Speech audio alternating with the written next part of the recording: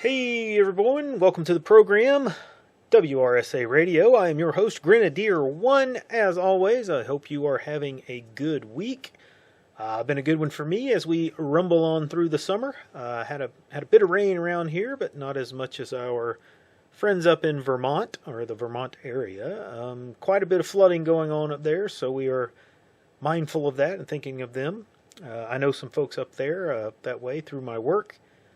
We have some offices up there that are shut off from access due to roads and bridges being washed out. So it's a pretty big mess up there. But anyway, so what do we have on the menu for this week? It's been a kind of a calm one, at least on the big picture scene, other than the cocaine White House story, which we got word today that the Secret Service has magically been unable to locate even a single suspect who might possibly have left cocaine in the entry area of the Situation Room in the White House. Now, my understanding of this is that the cocaine was found in an area just outside of the Situation Room where visitors are required to place items into lockers, like storage lockers, as things that they're not allowed to take into the Situation Room itself because it's a secured area. So, telephone or cell phones and bags and those kind of things, they don't want them in there. So you have a locker that you can kind of put your stuff in, and place them into. So, the Secret Service is telling us that they have no video footage of who goes up to these lockers and places these items into them. Now, I'm sorry. I just don't believe that. Okay? You're telling me that you have no idea who puts what into lockers right outside of the most secure room in the world. If that is not a lie, then it is something quite alarming to me, because that vulnerability, that is exposed there is pretty disturbing. At any rate, the Secret Service has closed the case and said, well, shucks, I guess we'll never know. So let's just move on. Now, guys, this is a problem. Okay. I'm not going to bore you with the whole knee-jerk, if this had been so-and-so, we would have... Yeah, no. You get that. It's self-evident at this point. Whole media and establishment is against us. Yeah, we know. Let's get to the real meat of this. I'm going to say this. I know there are a lot of people who have addiction problems out there, and they are suffering and they are struggling through them. And I get that. I'm sympathetic to that. Okay, I know. People are automatically assuming this is Hunter Biden and it's his cocaine. And that's not a bad guess. But honestly, I would be far more comfortable if it was Hunter. Okay, we already know Hunter is an addict. All right, it would not shock us at all. It's no surprise if he was allowed into the Situation Room at some point recently. Now, that has some implications, of course. What was he doing there? What was going on while he was there? There are questions that could lead to. But those are it's sort of the devil that you know. We already kind of have that story or that narrative in mind, that kind of vision of what could be going on with Hunter. What concerns me far more is the very likely possibility that it was not Hunter. I find that far more disturbing. Like I said, people struggle with addiction and they have to work through that. But let me back up for a second. I'm saying addiction because I'm making an assumption. I'm assuming that you would have to be fairly addicted to something if you were going to take the significant risk of bringing it into the White House when you are going to a meeting in the Situation Room. So I think I'm on pretty solid ground assuming that it's someone who has an addiction. But back to the thought I was going through there. Someone who is addicted is vulnerable to exploitation. They are vulnerable to being compromised, meaning that person is a security risk. If you have an addiction that bad, then you have no business being involved in the meetings that are taking place in the Situation Room. It's as clear as can be here, to me at least, that the Secret Service is covering up for someone because they know that to identify that person would mean that person would be removed from their job. They would lose their security clearance, and therefore they would no longer be able to function in the role that they are in the White House, and they would have to leave. And that to me means it's someone really high up and really on a do not touch list. Now, I guess it's possible, remotely possible, that it's someone who's already left the administration at this point. And they're just protecting the reputation of that person. Maybe it was someone who isn't necessarily close to the administration. They were there for a specific reason. Maybe something happened that this particular person was involved in monitoring this situation, briefing the president or whomever in the Situation Room. And so maybe they think that since they are gone already, or they're not very close to the administration, that they're no longer a risk. I don't know.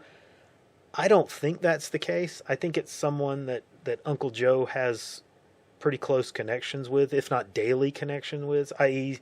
it's one of his handlers. And I think that means that they are untouchable. That's a problem. That's a significant problem. But anyway, the honk keeps on honking. Now, from one cocaine addict to another, we turn to our other story of the week, and that is the NATO conference in Vilnius and one Volodymyr Zelensky. So NATO met this week, and Zelensky heads off to the meeting with the intention of trying to get NATO to fast-track Ukraine's admission into the organization. And the various heads of state and representatives kind of listened to him and patted him on the head and basically told him to stuff it, at least for now.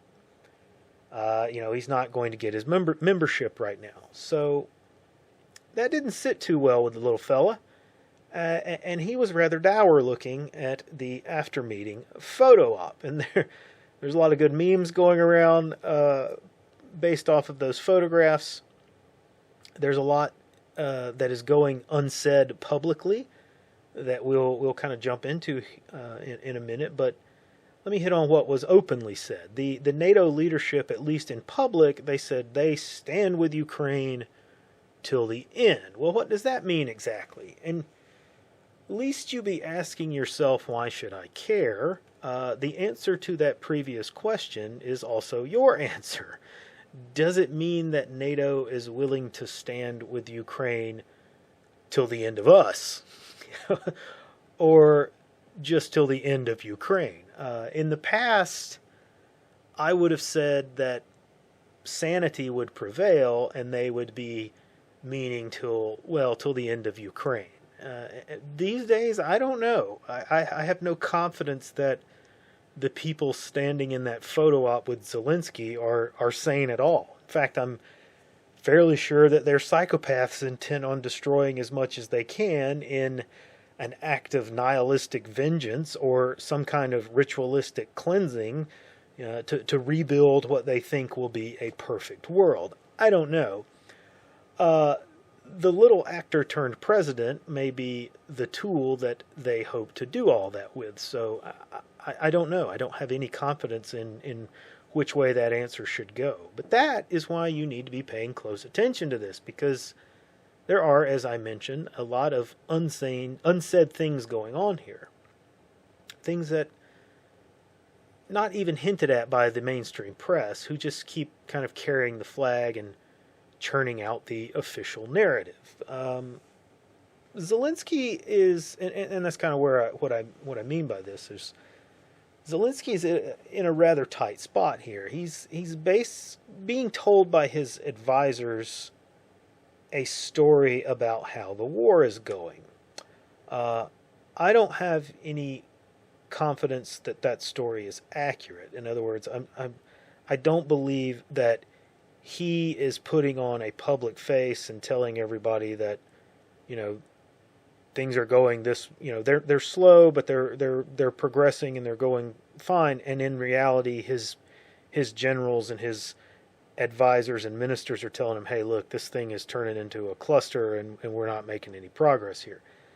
I suspect with a high degree of surety that the story is told to him that the counteroffensive is going slow, but it's making progress. And so when he's saying this to the public, maybe he's putting on the best spin as possible and he knows that it's not going as well, but he's saying what is being said to him. And there is some meat to that story too. If you look at the videos that the Russians are putting out, you can kind of see something. It's deeper in the information. It's not easily recognized, but they're putting out what they call these failed assault videos. These footages of Ukrainians storming these positions and running into landmines or artillery or something and just getting beat up, slaughtered, if you will. And repulsed from these attacks on these Russian positions. But if you notice something a little bit deeper, those attacks are taking place further and further from what is said to be the front lines. So yes, they may be showing a local failure, but it's in the context of a larger operation that is getting deeper and deeper into Russian positions, which is kind of indicating that, yeah, there is some progress taking place there. Now, I don't know if that means that the Russians are collapsing or anything like that. I don't think that's necessarily the case. It might reflect just, Russians operating defense in depth, and they're willingly giving up some of those positions in some of these situations. But overall, they're fine. I don't know. I mean, we can't really say other than what we see. We only have the limited information to go on. But the point is that there is a basis for the Ukrainian General Staff to present a positive story to Zelensky. So he goes into this NATO meeting and he's saying, hey guys, look, we're making slow progress. It's not as good as I'm putting out publicly, but we are, my generals are telling me that we're achieving some very limited progress, limited goals. And NATO says, sure, but you're running out of people to do this with, and we can't let you turn this into a much wider war. The goal all along was just to, tear the Russians down as much as we could, and you never really had a chance here. You did what you could do, and you did a great job of it, but, sorry, old chap. So Zelensky walks out of that meeting feeling like a chump and feeling like he got played and there's nothing he can do about it. Now, he's not alone in this. There's a long list of others who were used by Western governments as proxies, and when it became clear that their usefulness had ended, they were hung out to dry, or worse. And see, that is the problem. If we're talking about someone from the past, that would likely be the end of it. NATO would simply cut off support, and the Russians would roll over Ukraine in a couple of weeks, and if Zelensky was lucky, he would flee the country into exile and kind of fade away into obscurity, or maybe he would have some kind of media job or something like that. But we're not dealing with the past. Coming on the heels of the attempt from last week or the week before of Ukraine to pin an attack on a nuclear power plant on the Russians, I think we're dealing with something that is far more unpredictable. We believe that Ukraine has been, a central location for criminal enterprises for a very long time now. We know there's corruption, there's money laundering, there's drugs and human trafficking. There are even accusations of organ harvesting and trade taking place. Now, I don't believe all of those accusations because it has the sound of these historical kind of horrors, like, Iraqis killing babies in incubators in Kuwait and things like that. It just those kinds of stories have been used to gin up outrage and support for wars in the past so many times. But let's assume that there is a possibility of something like that taking place. I've said this before in episodes, and I said it back when the war began. Ukraine is a giant crime scene, and all those activities have threads attached to them that lead all the way up the food chain into the capitals of NATO countries. What that means is that Zelensky can't be allowed to survive this. If he falls into the hands of the Russians, they will have him validate all of this information detailing these crimes, and he will gladly do that in exchange for his life or the life of his family. And NATO leadership may think that they can just brush all of that off as Russian hoaxes, but it's not going to fly in all those countries. I don't think it'll fly here. I think there's enough smoke already in play with Hunter Biden, for example, and the Biden administration, that if the war were to come to a screeching halt because of Russian success, and they began to reveal and put out information about what Hunter was up to and what the Biden administration have been up to. Hey, here's all of the dirt that's come out of these Ukrainian businesses and the Ukrainian government.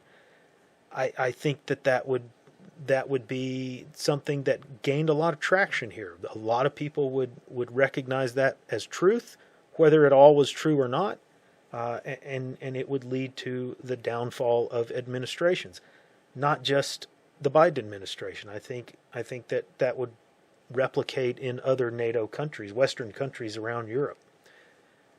So Zelensky knows that. And that makes him, at least in my mind, the most dangerous man in the world right now. He's kind of the wild card, and he's being backed into a corner right now. He has to be leaving this summit with a new understanding that he is being cut off and distanced. And regardless of that being done by NATO leadership because they are insane and they want him to do something suicidal, or because they are stupid and they can't fathom him doing something suicidal, I think that is entirely within the most likely course of action for the president of Ukraine right now. He has fewer and fewer options than he did previously, and those limited number of options are decreasing by the day, and that means he is getting more and more dangerous. He has the capability of causing some significant problems. Now, I don't know what he is going to do here. All I can say is that it has all the markers of something happening. And that will draw the West, or could draw the West, into a much wider conflict with Russia. If you get into a conflict with Russia at that level, that inevitably involves nuclear weapons, or at least the high likelihood of nuclear weapons. Something happening, something exchanging between the belligerents. It's a little alarmist, I guess, but I can't think of a reason to not be throwing that caution out there for everybody. We need to be thinking in terms of multiple possible threats to us and our families from outside of the country right now and how they might evolve and develop. I don't think we can be any more specific at this point because we just don't know. We don't have enough information. But I would just tell you that you have reached the point in the timeline where you can no longer put off being your own intel collection and analysis organ. Whether this turns out to happen or be the case, or evolves into something entirely different, is really, it doesn't matter. This is something that you should be doing, and be happy if you're wrong, okay?